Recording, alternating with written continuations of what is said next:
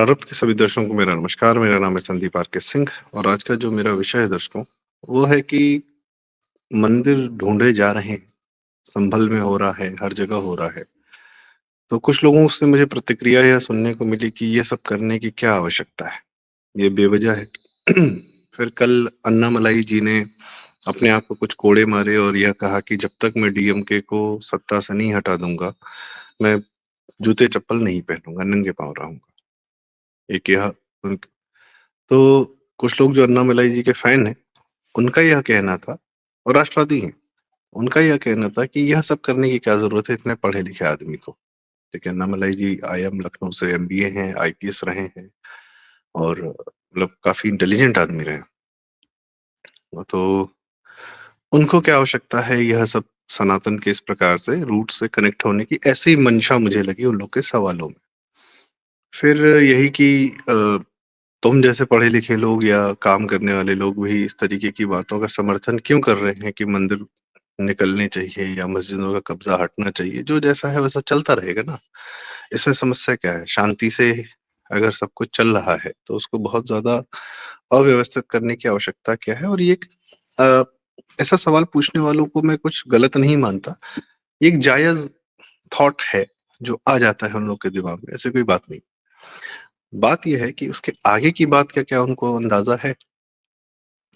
Let's say एक बच्चा पैदा होता है, तो उसको जो संस्कार या उसको जो भी एक जानकारी, उसको जो भी ज्ञान या जीने के लिए जब वो मनुष्य बनने की प्रक्रिया में आगे बढ़ता है, उसकी उम्र के साथ-साथ, जब वो तो बड़ा होता है, मस्तिष्क भी इवॉल्व होता है, सब कुछ होता है, तो वह बच्चे वो कैसा बनता है, यह उसके परिवार, उसके आस-पास के समाज पर ही निर्भर करता है। भाषा-वाषा सब कुछ। तो मुख्यतः जो है अगर हम देखें तो या तो बच्चा हिंदू बनता है या मुसलमान बनता है या क्रिश्चियन बनता है या सिख बनता है या किसी भी उसमें। तो क्या ना ये बड़े रूट ये बच्चों का या किसी भी इंसान का रूट निर्धारित करते हैं, भले उस इंसान को यह बात पता हो चाहे ना पता हो। यह जो नास्तिकता की बात है या यह सब जो है, यह बाद में आती है जब ज़्यादा आदमी पढ़ लिख लेता है 15 साल, 14 साल, 16 साल के बाद कि अच्छा हम नास्तिक हो जाएँगे। जब आप 4-5 साल के होते हैं तब तक आपका कोई दखल नहीं होता कि आप वही वैसा ही हो रहे होते हैं, वैसा ही बन रहे होते हैं जैसा आप आपके आस-पास आपको माहौल मिलता है। तो सनातन एक अलग माहौल देता है, इस्लाम एक अलग माहौल देता है, क्रिश्चियनिटी एक अलग माहौल देती है, सिक्खी भी सनातन का ही है तो थोड़ा बहुत सनातन से ही जुड़ा हुआ माहौल देता है। वो आजकल एक अलग कहानी है कि उनको खालिस्तानी हो जाना है या ईसाई हो जाना है, वो एक अलग कहानी है। वो प्रोसेस है, वो समाज का अपना। पर मुख्य रूप से सनातन के ही संस्कार हिंदू बच्चों को मिलते हैं। ये सनातन के संस्कार क्यों ज़रूरी है?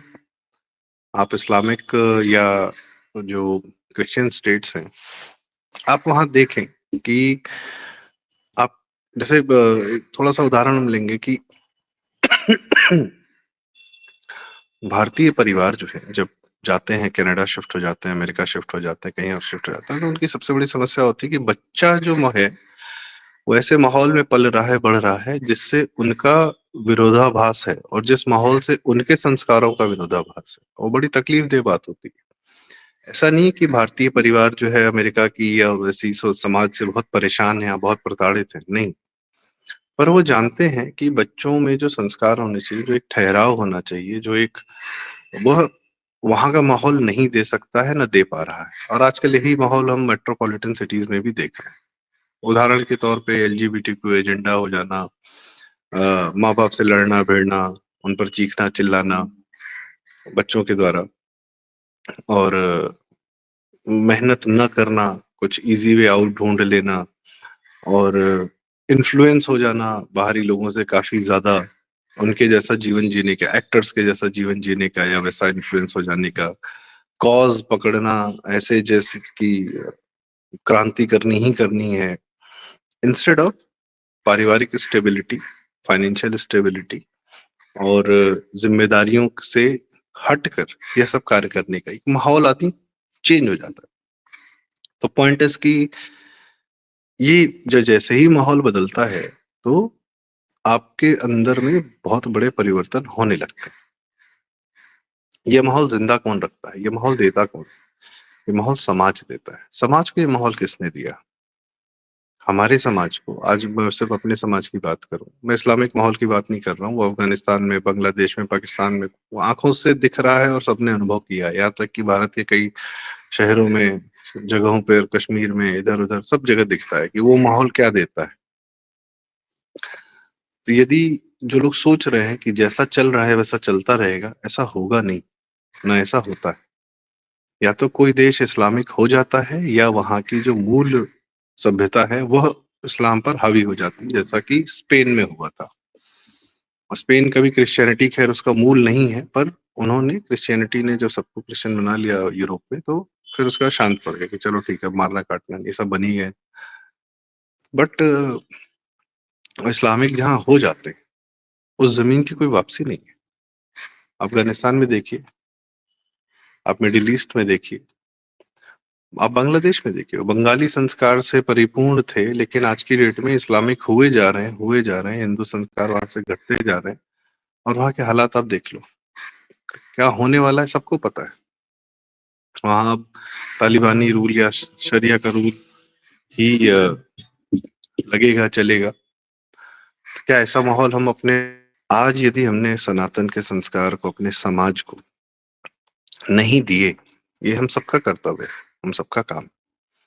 तो आने वाली पीढ़ियों को नहीं मिलेगा। आने वाली पीढ़ियों को क्यों देना है? क्योंकि हमें ये मिला है हमारे पूर्वजों से। जो मंदिर खोदे जा रहे हैं, मंदिर बनाए जा रहे हैं, इन मंदिरों के होने की वजह से हमें पता है कि हम सनातनी हैं, हम हिंदू हैं। इनके बनने से हमें पता है। जो अन्नामलाई ने स्वयं को कोड़े मारे हैं या एक सनातनी संस्कार को एक कॉज़ के लिए, एक बेटी के लिए, एक बेटी का रेप केस हुआ है, उसके बाद जो वहाँ की सरकार है, जो कि जिसमें जो सरकार के सीएम है स्टालिन, एक रशिया में स्टालिन थे, उनके बाप को इतना पसंद आया स्टालिन ने कि स्टालिन ही नाम रख दिया, जबकि स्टालिन ने कितनी हत्याएं की थी कम्युनिस्ट विचारधारा के। उनका बेटा उदयनिधि स्टालिन वो खुलेआम बोलता है कि मैं तो क्रिश्चियन हूँ, सनातन को मिटाऊंगा। तो वो अपना माहौल बना रहे हैं। उन लोगों ने उस बेटी के साथ क्या किया है उसकी रेप केस के बाद कि उसकी सारा उसके माँ-बाप का सबका नाम सब कुछ उजागर कर दिया है। अपने आदमी को अब किसी भी कारण से किया हो। क्या ऐसी राज्य व्यवस्था में रहना चाहता है कोई? बात राजनीति की नहीं है, बात सामाजिक व्यवस्था की है। कहाँ से लाएँगे हम वो शक्ति ढूँढ के कि जिस शक्ति से जो है हम इन इन ऐसी आसुरी शक्तियों से लड़ सकें, अधर्मी शक्तियों से। उत्तर प्रदेश में योगी जी के पहले क्या माहौल था? माफिया राज, मुस्लिम राज, अवैध कारोबार, हत्याएँ, सब कुछ चल रहा था। ऐसे माहौल में क्या ये समाज रहना चाहता था? नहीं रहना चाहता। कोई यहाँ जॉब नहीं, कुछ नहीं। अखिलेश राज में, मुलायम राज में बच्चे यहाँ से पलायन कर रहे हैं, परिवार टूट रहे हैं। मैं जानता हूँ ऐसे बहुत परिवारों को जहाँ पे माँ-बाप अकेले बूढ़े हैं, बच्चे दिल्ली, मुंबई, गुड़गाँव कहीं बाहर जो है जीने का प्रयास कर रहे हैं। ये क्या है? ये सामाजिक व्यवस्था देनी है? तो ज़िम्मेदारी क्या है? ज़िम्मेदारी ये है कि हम वह कार्य करें जिससे हम अपने समाज को सनातनी माहौल दे पाएँ। होंगे हमारे फ्लॉज़ हैं, बिल्कुल हैं, पर हम वो नहीं हैं जो क्रिश्चियनिटी ने किया है या इस्लाम ने किया है दुनिया के साथ, सभ्यताओं को मार डाला, करोड़ों लोगों को मार डाले या कम्युनिस्टों ने किया है। बंगाल में दसियों हज़ार लोग मार डाले, केरल में आज भी मार ही रहे हैं। कभी आपने सुना है कि ब्राह्मण, ठाकुर और बाकी इस तरीके की जो 4 जातियाँ हैं जो भारत में बताई जा रही हैं, इन लोगों ने आपस में ऐसा युद्ध किया हो कि सब एक-दूसरे को मार डालने के लिए तैयार बैठे हो। सब आपस में चैन से रहते हैं। प्रताड़ना हुई है, बिल्कुल एक वर्ग के द्वारा दूसरे वर्ग को के द्वारा प्रताड़ना का इतिहास पूरे विश्व में, पूरे समय काल में है। प्रताड़ना हुई है, हिंसा नहीं हुई। जान से सभ्यताओं को नहीं मार दिया गया कि एक जाति को ही खा गए और किस जाति का राजा नहीं बना, किस जाति का मुख्यमंत्री नहीं बना। जिस जाति को समझ में आया कि हमको अपना आदमी को उत्तर प्रदेश की बात करूँ, उत्तर प्रदेश में बोलते हैं जातीय राजनीति बहुत ज़्यादा है। भाई साहब, जाति राजनीति किसे कहते हैं? पंजाब में है, जट सिख के अलावा कोई सीएम नहीं बन सकता। हरियाणा में थी, जाट ही बनेगा सीएम। महाराष्ट्र में है, मराठा के अलावा फडणवीस ब्राह्मण कैसे बन गया सीएम? बंगाल में ममता बनर्जी, आज तक कोई दलित सीएम नहीं बना। वहां तो सवर्णों की बात कोई नहीं करता कि ममता बनर्जी और कम्युनिस्ट जितने बने वो सब सवर्ण है। वहां साफ सूंघ जाता है। बात जातीयता विभेद की नहीं है, बात यह है कि जिसको जहां जैसा मौका मिला उसने अपना नेता राजा वैसा चुना, और डेमोक्रेसी है, हर आदमी अपना वैसा नेता चुन लेता अपने समाज से। अब उस समाज में अगर कोई नेतृत्व होता है तो वो आगे आ जाता है। मायावती आई बाहर आगे, बनी मुख्यमंत्री। ओबीसी से मुलायम सिंह आए, बने मुख्यमंत्री। राजनाथ सिंह भी रहे, कल्याण सिंह भी रहे। उत्तर प्रदेश में सबको बनाए। बाहर से एक मोदी जी आ गए तो उनके नाम पे वो अपना सर्वस्व सारी सीटें सौंप दी 2017 में, 2014 में, 2019 में। हमने जाति नहीं देखी, हमने कर्म देखा। हमने योगी जी को दोबारा बनाया, हमने कर्म देखा। तो उत्तर प्रदेश की जनता में कम से कम कर्मानुसार नेता चुनने की तो क्षमता है। क्यों? क्योंकि सनातनी समाज है। उत्तर प्रदेश का समाज आज भी सनातनी है। बौद्धिकता हावी नहीं है इस समाज पर। बौद्धिकता का उपयोग करते हैं। बनारस में बहुत विद्वान पढ़े हैं, लेकिन कोई ये नहीं कहता कि हम ही विद्वान हैं बाकी कोई नहीं है। जैसे कम्युनिस्टों क्या होता है या लेफ्टिस्ट लिबरल्स क्या होता है, बॉलीवुड से होता है। सबका अपना विचार है, रखिए। कोई लेता हो तो ले, नहीं लेता तो कोई बात नहीं। आपको थोपने की आवश्यकता नहीं। जो इस्लाम करता है कि भैया हमारी कहानी एकदम पक्की है, ये हम जन्नत एकदम रेडी है, वहीं जाना है, सबको जाना है। नहीं जाओगे, नहीं जाना चाहते हो तो अभी तुमको हम काट के बताते हैं। क्रिश्चियनिटी ने यही किया। क्रिश्चियनिटी ने इस्लाम से ज्यादा क्रूर अत्याचार किए। लाखों महिलाओं को यूरोप में जला दिया, विचेस बोल के, चुड़ैल बोल के, क्योंकि वो लोग मूर्ति पूजा करते थे या वो लोग प्रकृति की पूजा करते थे। भाई वो भी जीवन से जूझ रहे थे, वो भी अपना कुछ ना कुछ प्रयास कर रहे थे जीवन को, प्रकृति को समझने की। साइंस क्या है? प्रकृति को समझने की ही तो प्रक्रिया है। तो तुम्हारा साइंस, तुम्हारा काम, तुम प्रकृति को समझो, वो साइंस है। और कोई और समझने का प्रयास कर रहा है तो वो जाहिल है और वो चुड़ैल है और तुम उसको जला दोगे, मार दोगे। क्रिश्चियनिटी से डर के, चर्च के अत्याचार से डर के भागे हैं सब लोग अमेरिका। तो पूरा यूरोप के लोग अमेरिका जाके बसे, नई दुनिया तलाशी अपने लिए, इनके डर के मारे जो इन्होंने अत्याचार किया। डार्क एजेस कहा जाता है। ऑस्ट्रेलिया के लोगों को मार डाला और ओरिजिनल्स को खत्म किया। साउथ अमेरिका के सारे लोगों को मार डाला, ओरिजिनल को। कोई बचा है वहां पे? इंकाज, मायंस बचे हैं क्या? नहीं बचे। रेड इंडियंस कितने हैं? मुट्ठी में अमेरिका में। खैर, उतने बड़े भूभाग पे ढूंढ ढूंढ के इन्होंने इंसान मारे। इनका अत्याचार कम है? भारत समाज ने तो कभी ढूंढ के जो है नहीं मारा। पारसी रहते हैं यहाँ पे, ज्यूज रहते हैं यहाँ पे, जोरास्ट्रियंस रहते हैं यहाँ पे, छोटी छोटी संख्या है, सब रहते हैं। किसी को पूरी तरह फिनिश नहीं किया। कौन सी जनजाति यहाँ नहीं रहती है अपने आप बांग्लादेश का अगर मैप देखें और उत्तर पूर्व का मैप देखें तो आप देखेंगे कि बंगाल से बांग्लादेश तक, अगर हम उसको कोई देश न माने, एक बस प्रकृति का वो माने कि वहां से वहां तक, नागालैंड में अलग जाति है, मिजोरम में अलग जाति है, मिजो है, मैतेई, कुकी आजकल सब चल रहा है, असमिया हैं लोग। तो भारत में तो सब, भारत के जितने प्रदेश हैं उसी ज्योग्राफी में सारे के सारे बचे हुए हैं। सब अपना जीवन यापन कर रहे हैं, अच्छे से जी रहे हैं, कोई दिक्कत नहीं है। बांग्लादेश में कौन सी जनजातियां बची हैं? क्या वहां नहीं रही होंगी? रही होंगी, पर सबको इस्लामिक बना दिया गया। सभ्यताओं को मारने का काम इन लोगों ने किया है। और यदि हमने आज अपने समाज को सनातनी संस्कार या अपने आप को अपनी जड़ों से जुड़े रहने का प्रयास नहीं किया, हम किसी को मिटा नहीं रहे, वो बात अलग है, वो उसका काल अलग है। पर हमको अपने से जुड़े तो रहना है। हम नहीं जुड़े रहेंगे तो फिर हम वही हो जाएंगे जो वो चाहते हैं। और वो हो जाएंगे तो वो पूरी भारत भूमि कैसी रही होगी मुगल काल में या उस इस्लामिक बर्बरता के काल में, वो बड़ी मुश्किल से निकले। तुमको दोबारा वैसा नहीं होना है। आपको लगता है अफगानिस्तान के लोग वापस से शांति प्रिय तरह से या नॉर्मल तरीके से रह पाएंगे? नहीं रह पाएंगे। जब तक अफगानिस्तान के सारे लोगों सनातन संस्कार में वापस नहीं पहुंचेंगे, इस्लाम की कट्टरता को नहीं त्यागेंगे, तो वहां नॉर्मलसी कभी नहीं आ पाएगी। वही हाल भारत का होने वाला है, होगा। यदि हमने अपने सनातनी संस्कारों, समाज ने, हम कैसे कर सकते हैं? हम अपने मंदिर ढूंढ सकते हैं, हम रिक्लेम कर सकते हैं, इतिहास से अपना गर्व ले सकते हैं कि हम कैसे थे, कहाँ थे। आज के अपने कर्मों को हम एनालाइज कर सकते हैं कि हमने नुकसान नहीं किया किसी का। कोरोना में पूरी दुनिया को वैक्सीन पहुंचाई, आज भी खाना पहुंचा रहे हैं। अभी बात आ रही है कि बांग्लादेश को क्यों दे दिया चावल, अफ़गानिस्तान को क्यों दे दिया आपने गेहूँ? दे रहे हैं। श्रीलंका को क्यों की मदद? क्योंकि हम यही हैं। हम मुसीबत में आदमी को छोड़ते नहीं और ये हमने घरों में देखा है।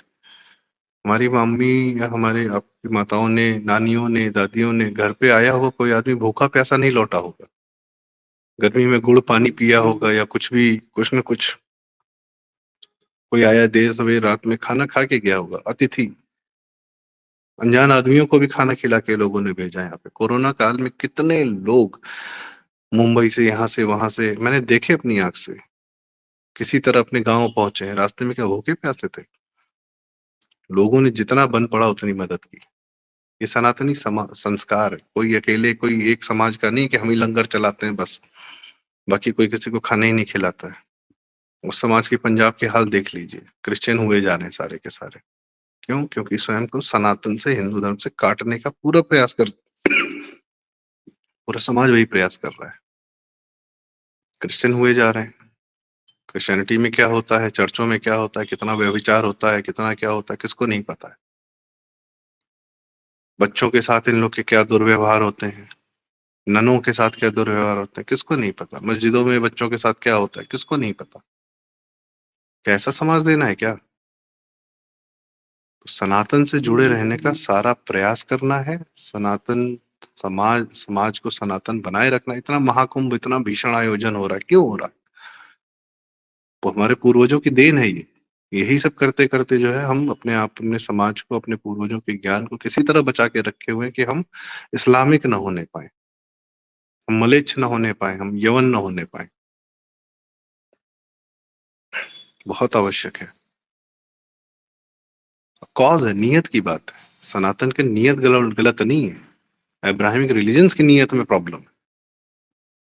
कैपिटलिज्म जो अमेरिका सारी दुनिया पे करता है, उसकी नियत में प्रॉब्लम है। कम्युनिज्म जो फैला रखा है, उसकी नियत में प्रॉब्लम है। उसको कंट्रोल चाहिए।